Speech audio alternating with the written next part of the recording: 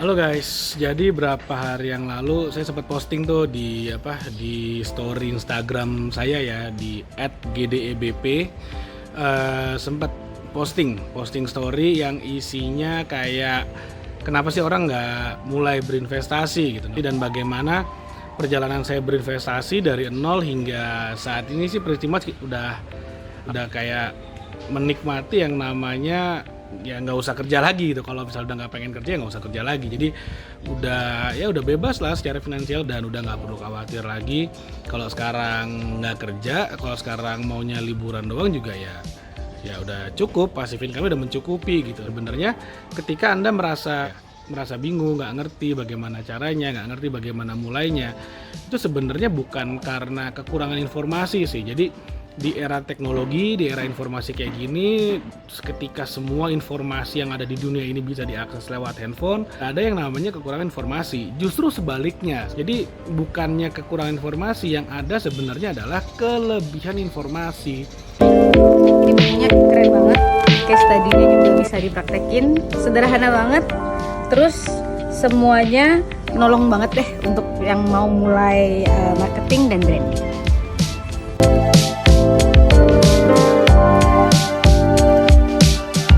Di buku 69 strategi marketing dan branding ini, kamu akan belajar ide-ide dan juga jurus jualan untuk melipat gandakan omset dan profit bisnis.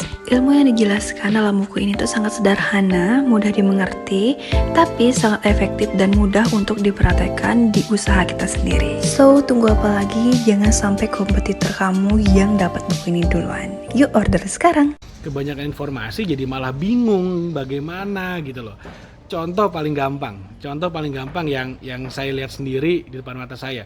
Saya pernah bikin video itu judulnya bagaimana caranya invest di saham, bagaimana caranya trading di saham. Jabarkan jelas banget, sejelas-jelasnya, kayak carilah perusahaan sekuritas seperti BCA Sekuritas, BNI Sekuritas, Mandiri Sekuritas, atau Mirai Aset, apapun lah pokoknya yang atau Pacific 2000 itu adalah sekuritas saham gitu ya, dimana Anda bisa datang ke sana, ketemu dengan CS, lalu kemudian minta dibukakan akun sekuritas, akun buat trading saham gitu. Nah, setelah syaratnya terpenuhi, akunnya jadi, belajar cara pakai app-nya, ya udah happy trading, selesai men. Itu kayak masa harus diajarin sampai buka pintu, melangkah dengan kaki kiri, duduk depan kursi, masa kan nggak gitu juga. Yang penting kan cari perusahaannya, tinggal googling, ketemu nama CS-nya, buka akun, belajar cara pakai app-nya, udah trading. Jangan lupa deposit juga, untuk buka rekening kan perlu deposit, ya 1 juta lah anggap, murah banget. Nah, apa yang terjadi kemudian itu udah jelas banget gitu loh. Ini saya ngomong kayak cuman 10 detik juga udah jelas banget gitu loh, gimana caranya kita mulai trading saham. Dan memang cuman gitu aja stepnya, gampang banget. Nah, apa yang terjadi kemudian?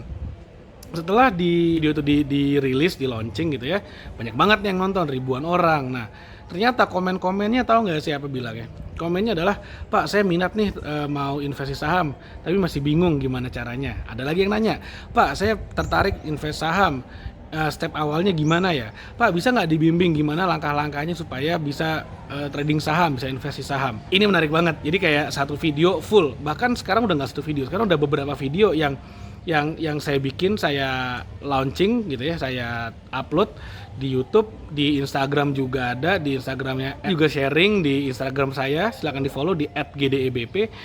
Itu kayak udah jelas banget gitu loh, udah jelas banget gimana caranya, step-stepnya itu bener-bener kayak udah step teknis banget gitu loh. Cuman kemudian banyak pertanyaan orang yang saya masih bingung. Artinya apa? Sebenarnya yang bikin bingung itu bukan karena nggak ada informasi, sebaliknya. Yang bikin bingung itu adalah karena informasi terlalu banyak di luar sana. Sampai yang menyesatkan juga banyak banget gitu loh. Salah bikin orang bingung karena informasinya banyak banget, jadi bingung harus mulai dari mana. Padahal kalau kita bilang the first step ya gampang banget, cari aja perusahaan sekuritas, selesai gitu. Nah, artinya apa? Ketika orang belum mulai, itu sekali lagi itu bukan karena nggak ada informasi, melainkan karena terlalu banyak informasinya. Ketika informasi terlalu banyak, maka yang terjadi adalah ya kita jadi pusing sendiri. Harus ngambil yang mana nih, kayak gitu. Nah, sekarang gini, gimana caranya mengatasi terlalu banyak informasi? Gampang sebenarnya, gampang. Anda mulai dari yang paling gampang yang menurut Anda di depan mata. Kalau saya bilang cari perusahaan sekuritas, ya udah cari dulu, main ke sana gitu. main ke perusahaan sekuritas itu. Ya udah, mainlah ke sana. Jalan, selesai gitu loh. Gampang banget. Ke sana belajar caranya. Kalau misalnya pengen invest di properti, nggak ngerti gimana caranya, cari seminar properti, belajar dari yang udah jago melakukan, tanya sama dia first stepnya gimana, and that's it. Udah, nggak usah mikir yang aneh-aneh dulu deh, nggak usah menganalisa macam-macam dulu, hajar aja langsung gitu loh. Jadi first step itu adalah yang paling penting. Dan ada yang nanya gini, tapi Pak Gede kan sangat penting banget kita kalau mau trading saham kita harus belajar dulu bagaimana cara analisa, gimana caranya membaca pasar, bagaimana cara melihat tren market. Saya bilang gini, kalau Anda masih pemula itu benar-benar pemula nol ya, bukan pemula itu artinya udah pernah trading sebulan, orang udah pernah trading sebulan, trading saham kayak forex kayak sebulan, itu namanya masih pemula mampus lah, pemula banget. Nah terus habis itu banyak orang yang nanya, Pak kalau saya masih nol banget, bukannya saya harus belajar dulu cara menganalisa segala macam. Nah itulah yang akhirnya membuat banyak orang nggak maju-maju menurut saya, nggak mulai-mulai. Kenapa? Karena pikirnya udah jauh banget, kayak mungkin perusahaan online, mungkin perusahaan digital, startup digital. Lalu saya berpikir adalah, aduh Google tuh udah punya kantor sekian banyak, karyawan sekian banyak, dan mereka udah gede banget. Saya pengen kayak Google dulu, baru mulai. Ya akhirnya nggak mulai gitu loh. Google juga mulai dari garasi kayak gitu. Nah, kebanyakan orang nggak mulai karena mereka terlalu banyak berpikir, terlalu banyak menganalisa, akhirnya nggak mulai. Makanya dalam video-video saya ini kan ibaratnya gimana ya? Ilmunya adalah ilmu yang sangat praktis, tapi di saat yang sama bahasanya pun bahasa yang receh, yang gampang banget, yang simpel banget. Yang penting mulai dulu gitu loh. Karena pengalaman saya, ya apakah saya jago analisa saham? Nggak juga kok. Tapi saya tahu apa yang harus saya lakukan, saya bisa mulai trading saham. Setelah mulai trading, setelah loss dulu, baru kemudian belajar. Oh kemarin saya loss karena ini, gimana ya caranya supaya nggak kejadian lagi, baru belajar di sana. Harus nyemplung dulu, kotor dulu. Kalau maunya langsung bersih ya nggak bisa, men. Itu yang bikin orang nggak jalan-jalan. Masuk tentara aja harus kotor dulu kok awalnya. Habis itu kalau udah pangkatnya tinggi baru bersih jadinya, kan gitu. Sama di bisnis juga kayak gitu, investasi juga kayak gitu. Saya sarankan ya Anda loss dulu lah.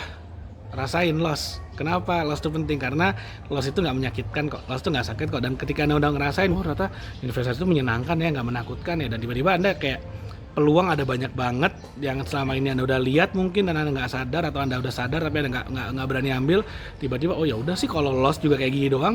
Tiba-tiba horizon Anda akan terbuka lebar, mata Anda akan terbuka, dan Anda akan jadi seorang investor yang jauh lebih cerdas sih. Jadi yang penting harus berani dulu di awal, yang berani, hajar dan percaya deh. Anda nggak perlu banyak informasi, Anda hanya perlu 1 atau 2 informasi untuk Anda take action.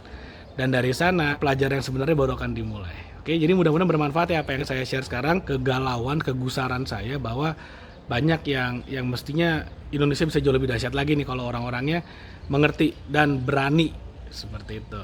Oke, terima kasih banyak dan jangan lupa di like videonya. Terima kasih dan sampai ketemu lagi di video berikutnya.